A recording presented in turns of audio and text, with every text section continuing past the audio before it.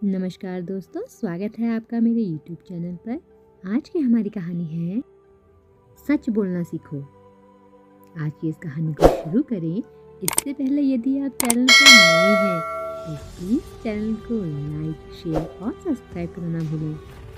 तो चलिए शुरू करते हैं आज की कहानी, सच बोलना सीखो। एक राजा दरबार में न्याय कर रहा था। उसके सामने दो फरियादी खड़े थे जो न्याय मांगने दरबार में आए थे। राजा ने उन्हें अपना अपना पक्ष रखने को कहा। दोनों ने बारी बारी से अपना पक्ष रखा। जब पहले व्यक्ति ने अपना पक्ष रखा था तब राजा अपने छोटे से बच्चे के साथ खेलने में व्यस्त थे।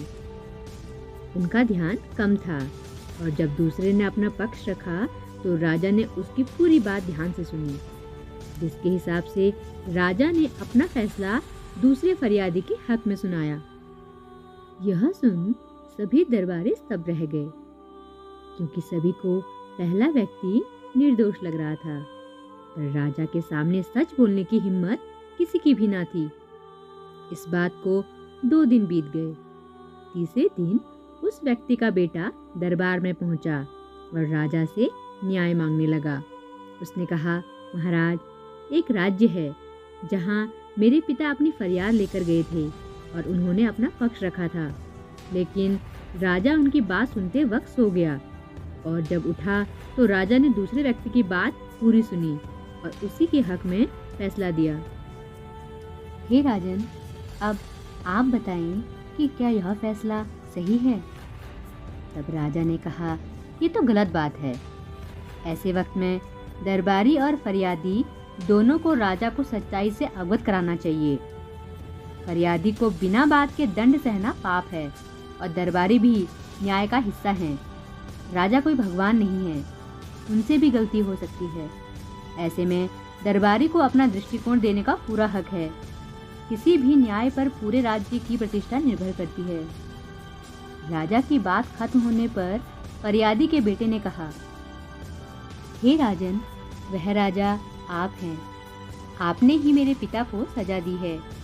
जब वे अपना पक्ष आपके सामने रख रहे थे, आप अपने पुत्र के साथ खेलने में व्यस्त थे और इस कारण आपने पूरी बात नहीं सुनी। आपके सामने बोलने की हिम्मत किसी की ना थी, जिसके परिणाम स्वरूप पिछले 2 दिन से मेरे पिता सजा भोग रहे हैं। राजा ने यह बात सुनकर अपना न्याय बदला और दरबारियों को फटकारा। इसके साथ ही राजा ने सत्य बोलने वाले उस फरियादी के पुत्र का अभिवादन किया और उसे पुरस्कार स्वरूप राज्य के कार्यशाला में पद दिया। सच्चाई कैसी भी हो, उसका साथ देने से कभी नुकसान नहीं होता। अगर दरबारी की तरह फरियादी का पुत्र भी चुप रहता तो उसके पिता को तो सजा भोगनी पड़ती ही। साथ ही जो सबक राजा और दरबारी को मिला वो भी नहीं मिलता। एक व्यक्ति के सच बोलने से कई व्यक्तियों का लाभ होता है। जिस तरह से राजा ने सत्य को स्वीकार कर अपनी भूल को ठीक किया, उसी तरह सभी को अपनी गलती स्वीकार करने में शर्म नहीं करनी चाहिए, अपितु उसे स्वीकार कर, उसे ठीक कर, उससे सीख लेनी चाहिए। आज की यह कहानी आपको पसंद आई हो तो चैनल को प्लीज़ लाइक, शेयर और सब्सक्राइब करना ना भूलें। Thanks for watching.